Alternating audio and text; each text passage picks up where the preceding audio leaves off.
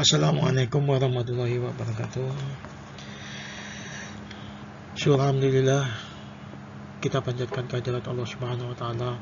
Atas berkat dan rahmatnya kita bisa melaksanakan pembelajaran daring ini untuk mata pelajaran sejarah Indonesia.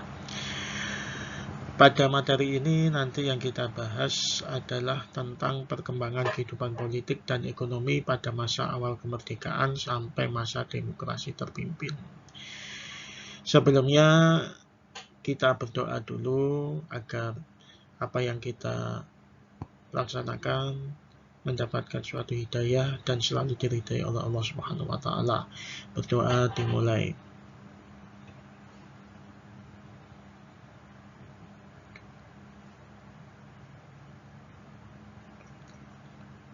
Selesai. Anak-anakku sekalian, untuk materi ini pada hari ini ya,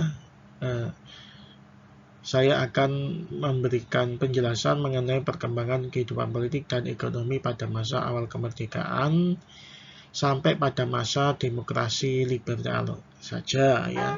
Jadi nanti ada kelanjutannya untuk hari Kamis depan, yaitu sampai pada masa demokrasi terpimpin. Ya.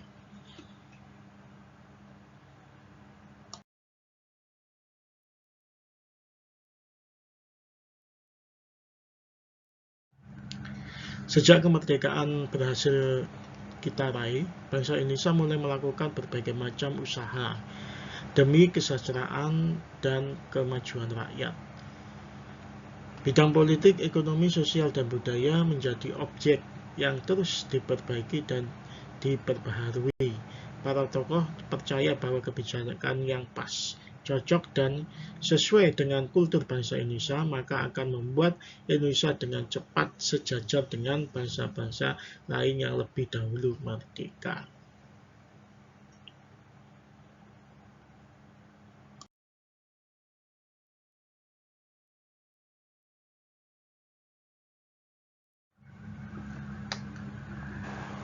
Perkembangan kebijakan politik.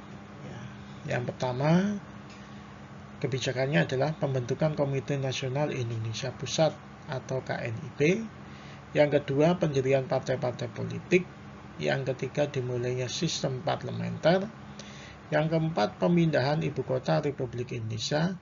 Dan yang kelima, pembentukan Tentara Nasional. Untuk pembentukan Komite Nasional Indonesia Pusat ini, yaitu anggota KNIP yang dilantik pada tanggal 29 Agustus 1945, sidang pertama berhasil memilih ketua, yaitu ketuanya adalah Kasman Singodimedjo, sedangkan wakilnya adalah M. Sutarjo, Latu Harhari, dan Adam Malik. Nah, kemudian dalam perkembangannya beberapa kelompok berusaha menjadikan KNIP lebih kuat. Bahkan Sutarjo sendiri yang merasa tidak puas dengan kabinet presidensial yang baru berdiri berusaha untuk mempengaruhi anggota KNIP. Karena desakan ini, pada akhirnya KNIP mengadakan suatu rapat pada tanggal 16 Oktober 1945.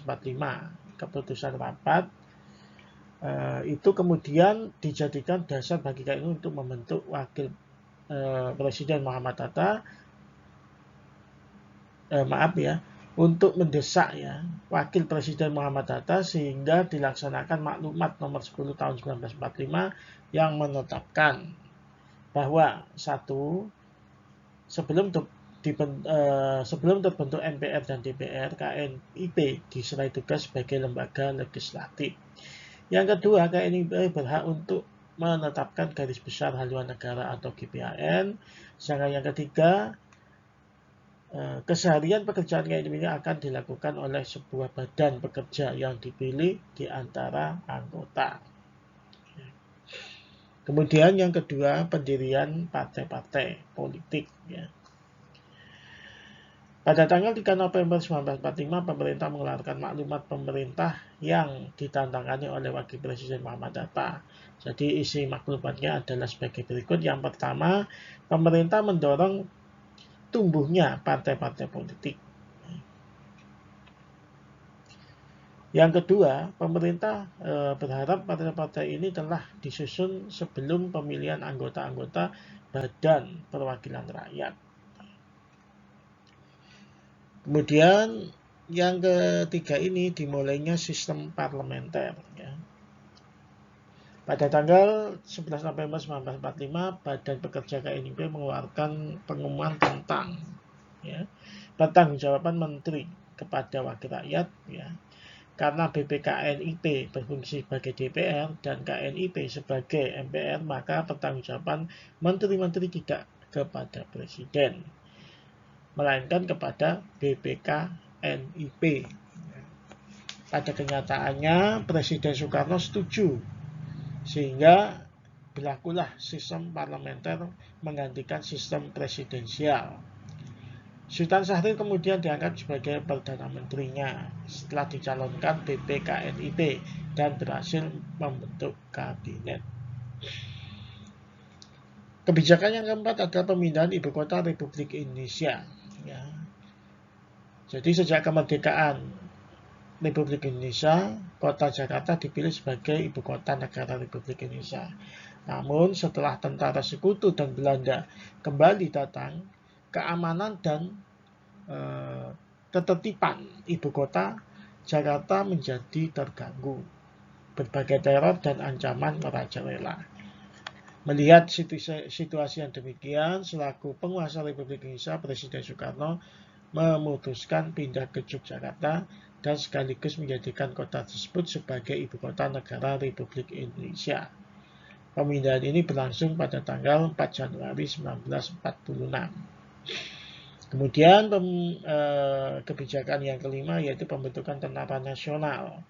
Pada tanggal 23 Agustus 1945 melalui pidato di radio, Presiden Soekarno menyatakan pembentukan Badan Keamanan Rakyat atau BKR. Tak berlangsung lama pembentukan BKR kemudian berlanjut di daerah-daerah sebagai wadah perjuangan. Tokoh yang terpilih sebagai ketua BKR adalah Kasman Singodimedjo. Pada tanggal 19 September 1945, tentara Inggris datang ke Jakarta. Ya, kedatangan tentara ini ternyata diboncengi oleh tentara Belanda, Nica. Melihat fakta tersebut, pada tanggal 5 Oktober 1945, pemerintah mengeluarkan maklumat pemerintah yang menyatakan berdirinya Tentara Keamanan Rakyat atau TKR. Sebagai pimpinan, pemerintah menunjuk Supriyadi sebagai pimpinan.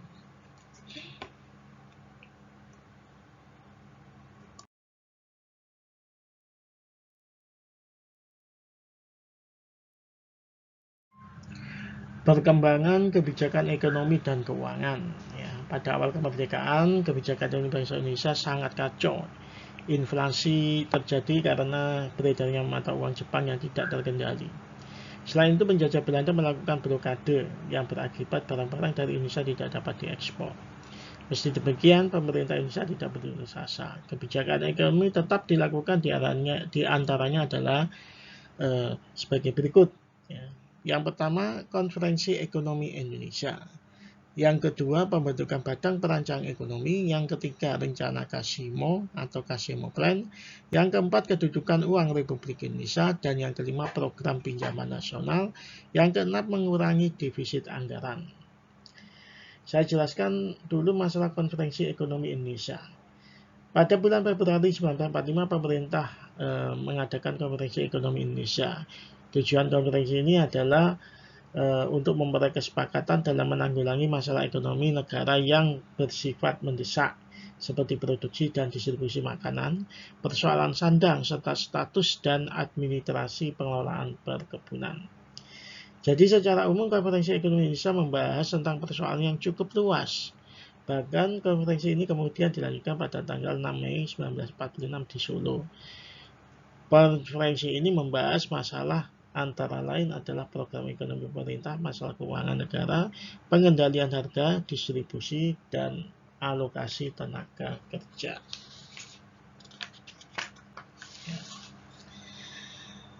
Kemudian yang kedua, pembentukan Badan Perancang Ekonomi. Pada tanggal 19 Januari 1947, atas inisiatif Menteri Kemakmuran, Akagani, pemerintah membentuk suatu badan perancang ekonomi. Tugas badan ini adalah membuat rencana pembangunan ekonomi untuk jangka waktu 2-3 tahun. Selain itu, badan perancang ekonomi juga memiliki tugas mengkoordinasi dan merestrukturisasi ya, semua cabang produksi dalam bentuk badan hukum. Sesudah badan perancang ekonomi bersidang, Akagani kemudian mengumumkan rancangan pemerintah tentang pembangunan 10 tahun. Yang ketiga, rencana Kashimo atau Kashimo Plan. Ya. Bangsa Indonesia memiliki modal yang melimpah bagi tumbuhnya bidang pertanian. Karena itu, Menteri Urusan Pangan, bahan makanan ya, E.J. Kashimo berinisiatif membuat rencana yang dikenal dengan rencana produksi 5 tahun. Rencana ini kemudian disebut Kashimo Plan. Ya. Jadi secara umum isi dan Kashimo Plan adalah sebagai berikut. Yang pertama, menanami tanah kosong atau tanah yang tidak terurus di Sumatera Timur seluas 281.277 hektar. Melakukan intensifikasi di Jawa dengan memperbanyak penanaman bibit unggul. Yang ketiga, pencegahan penyembelihan hewan-hewan yang berperan penting bagi produksi pangan. Yang keempat, pembentukan kebun-kebun bibit di setiap desa di Indonesia. Yang kelima, pelaksanaan program transmigrasi ke Sumatera bagi 20 juta penduduk di Jawa dalam jangka waktu 10-15 tahun. Kemudian yang keempat, kedudukan uang Republik Indonesia. Pasca kemerdekaan proklamasi, bangsa Indonesia mengalami inflasi yang sangat mengkhawatirkan. Sumber inflasi tersebut adalah beredarnya mata uang Jepang secara tidak terkendali, bahkan saat sekutu masuk dan menguasai bank-bank, jumlah mata uang itu semakin banyak yang beredar. Uang itu sengaja diedarkan oleh sekutu guna membiayai operasi-operasi militer dan menggaji pegawai dalam rangka mengembalikan pemerintah kolonial Belanda. Namun sekutu kemudian mengumumkan berlakunya uang nica sebagai pengganti uang Jepang pada tanggal 6 Maret 1946. Pemerintah tentu saja menolak penggunaan uang ini. Uang nica bukan uang yang sah di Indonesia. Akhirnya pemerintah mengeluarkan uang Republik Indonesia atau ORI untuk menggantikan uang Jepang dan nica. Kemudian yang kelima, program pinjaman nasional. Perekonomian bangsa Indonesia ibarat tengah berada di ujung tanduk. Tidak hanya pemerintah, rakyat juga harus berusaha mengatasi kesulitan yang dihadapi oleh negara. Karena itu dengan dasar Undang-Undang Nomor 4 /1945, Menteri Keuangan Surahman melakukan pinjaman nasional. Pada bulan Juni 1945, seluruh penduduk di Jawa dan Madura diminta menyalurkan dana ke negara melalui bank-bank yang ada, kantor pos, dan kantor pegadaian. Program ini cukup sukses ya, karena berhasil menarik dana masyarakat yang besar. Kemudian yang ke-6 yaitu pengurangan defisit anggaran. Jadi sesuai dengan sebagai negara baru yang merdeka, defisit anggaran merupakan sesuatu yang wajar apabila semua itu terjadi karena bangsa Indonesia masih mewarisi keadaan ekonomi dan keuangan penjajah. Ya, bahkan Indonesia harus menanggung utang luar negeri Hindia Belanda sekitar 1.500 juta rupiah dan utang dalam negeri 2.800 juta rupiah.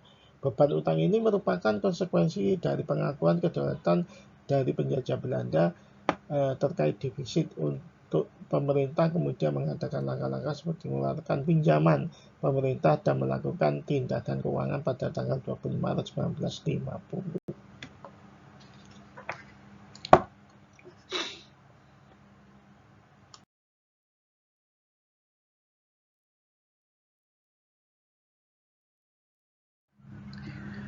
Indonesia pada masa demokrasi liberal. Setelah Republik Indonesia Serikat bubar atau bubar ya, Indonesia kembali ke bentuk negara kesatuan. Sejak itu Indonesia menganut sistem demokrasi liberal atau pemerintahan parlementer. Berdasarkan Undang-Undang Dasar sementara 1950, yaitu dalam siswa ini pemerintah diserahkan oleh sebuah kabinet di bawah pimpinan seorang Perdana Menteri dan bertanggung jawab kepada parlemen. Anggota parlemen berasal dari perwakilan berbagai partai politik dan sebagian lagi berasal dari kalangan non-partai.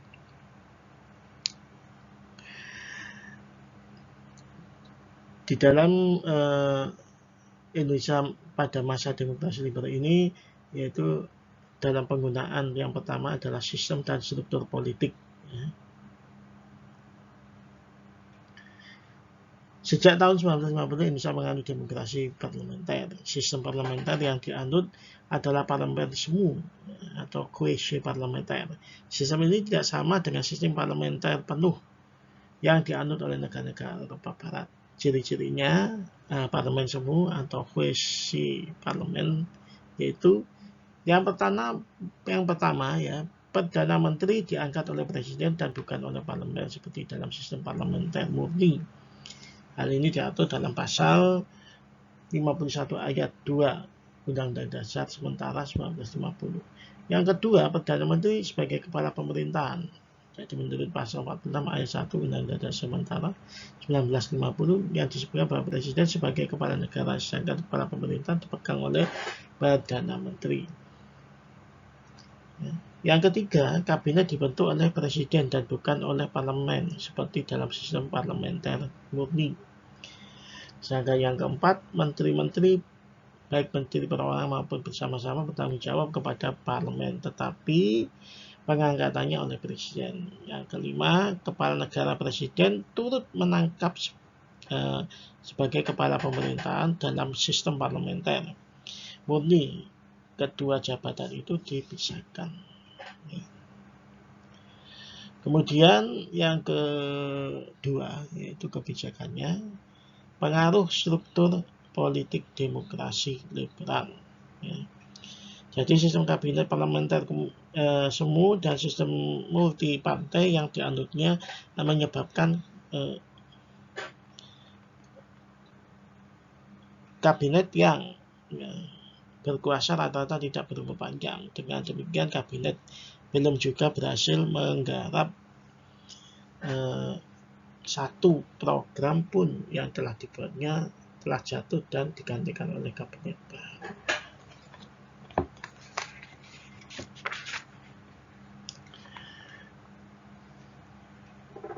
Kabinet-kabinet pada masa demokrasi liberal ya. Ini ada beberapa kabinet pada masanya yaitu kabinet Nasir ya. Pada berkuasa 6 September 1950 sampai 21 Maret 1951. Yang kedua kabinet Sukiman Suwiryo ya, memerintah pada tanggal 27 April 1951 sampai 3 April 1952. Yang ketiga kabinet Wilopo ya, yang berkuasa 3 April 1952 sampai 3 Juni 1953. Yang keempat kabinet Ali Sastro Amijoyo ya, yang memerintah tanggal 31 Juli 1953 sampai 12 Agustus 1955. Yang kelima kabinet Burhanuddin Harahap ya, yang memimpin pada tanggal 12 Agustus 1955 sampai 3 Maret 1956. Dan berikutnya adalah kabinet Ali Sastro Amijoyo ya, yang memerintah pada tanggal 20 Maret 1956 sampai 14 Maret 1957. Yang terakhir kabinet Juanda pada tanggal 9 April 1957 sampai 10 Juli 1958 ya.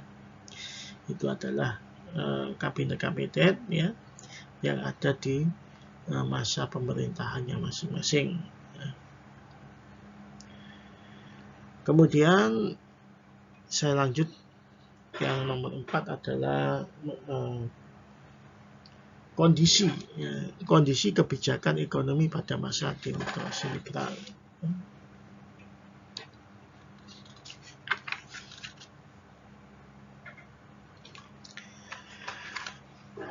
Jadi dalam suatu kondisi ya, ini ada penentuan kondisi ekonomi pada masa demokrasi liberal ya. Pada masa demokrasi liberal ini kondisi ekonomi Indonesia masih sangat buruk. Hal ini telah disebabkan yang pertama, setelah pengakuan kedaulatan dari Belanda pada tanggal 27 Desember 1949, bangsa Indonesia menanggung beban ekonomi dan keuangan seperti yang telah ditetapkan dalam hasil-hasil KMP. Yang kedua, politik keuangan pemerintah Indonesia tidak dibuat di Indonesia, melainkan dirancang di Belanda. Yang ketiga, pemerintah Belanda tidak menghasilkan ilmu-ilmu yang cukup untuk merubah sistem ekonomi kolonial menjadi sistem ekonomi nasional. Yang keempat, tidak stabilnya situasi politik dan ekonomi mengakibatkan pengeluaran pemerintah untuk operasi-operasi keamanan yang semakin meningkat. Yang kelima, ekspor Indonesia tidak hanya tergantung pada hasil perkebunan. Sedangkan yang keenam, angka pertumbuhan jumlah penduduk yang sangat besar.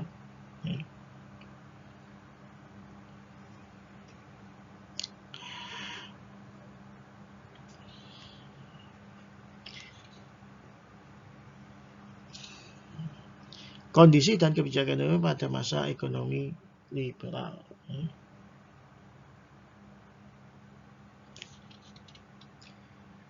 Kemudian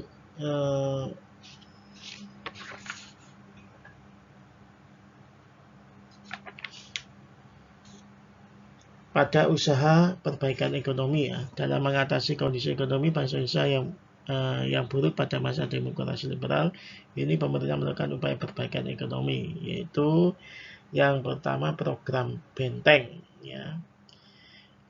Langsung saya jelaskan dulu. Pada masa Kabinet Akhir, Menteri Perdagangan Sumitro Djoyohadikusumo penggagas yaitu tentang program Benteng. Program ini bertujuan mengubah struktur ekonomi kolonial menjadi struktur ekonomi nasional. Jadi oleh karena itu perlu adanya suatu menumbuhkan pengusaha-pengusaha pribumi agar dapat berpartisipasi dalam penguasaan ekonomi nasional. Pemerintah kemudian memberikan bantuan kredit kepada para pengusaha pribumi yang umumnya bermodal lemah.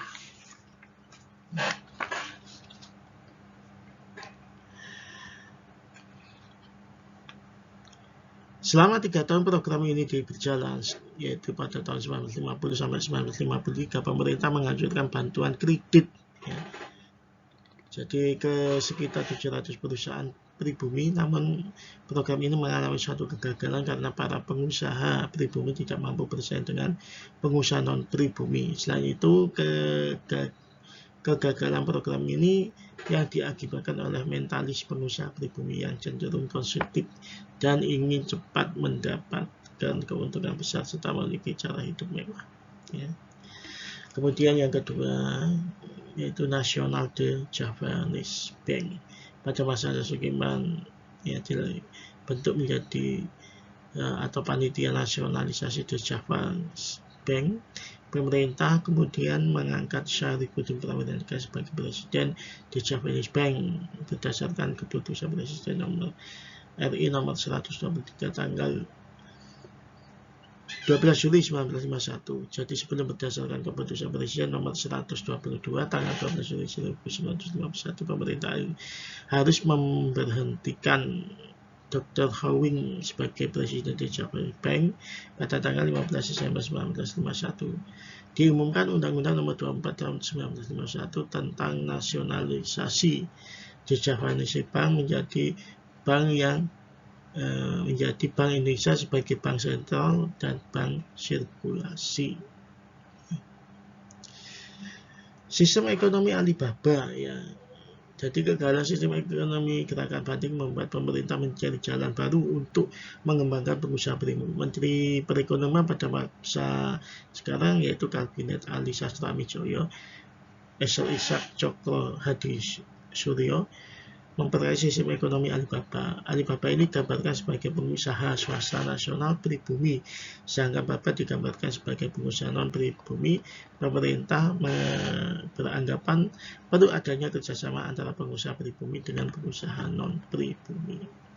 Jadi kebijakan ini memprioritaskan kebijakan Indonesianisasi. Pemerintah Indonesia menyediakan kredit dan lisensi bagi usaha-usaha secara nasional dan membantu perlindungan dengan perusahaan-perusahaan asing. Namun program ini menemui kegagalan akibatnya kurang berpengalaman ya pengusaha pribumi sehingga hanya dijadikan alat untuk menjadikan bantuan kredit dari pemerintah.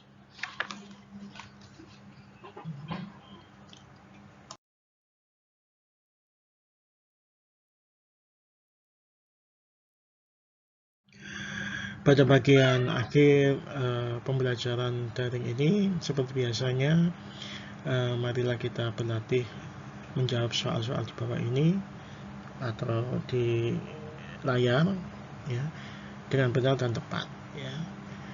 Soal yang pertama, jelaskan permasalahan ekonomi yang dihadapi oleh bangsa Indonesia pada masa demokrasi liberal. Soal yang kedua, sebutkan prestasi yang dicapai pada masa kabinet Ali Sastro Amijoyo. Yang ketiga, apa yang dimaksud dengan sistem ekonomi Alibaba? Kenapa sistem ekonomi ini mengalami suatu kegagalan? Yang keempat, jelaskan latar belakang dikeluarkannya dekret Presiden 5 Juli 1959. Sedangkan yang kelima, sebutkan program-program kabinet juanda atau kabinet karya. Nomor 6 atau soal yang ke-6, sebutkan isi dekret Presiden 5 Juli 1959. Soal yang ke-7, sebutkan program kerja Kabinet Ali kedua. Soal nomor 8, sebutkan masalah berat yang dihadapi oleh Kabinet Wilopo. Ya. Soal-soal tersebut, ya, beserta jawabannya dikerjakan di kertas folio bergaris, ya, paling lambat, ya, dikumpulkan ke saya hari Rabu tanggal 10 ya, tanggal 10 Februari 2021 ya. Jadi seperti biasanya dikumpulkan di meja saya di ruang guru ya. Marilah kita akhiri pembelajaran daring ini dengan bacaan Alhamdulillahirrabbilalamin. Wabillahi taufiq wal hidayah. Wassalamualaikum warahmatullahi wabarakatuh.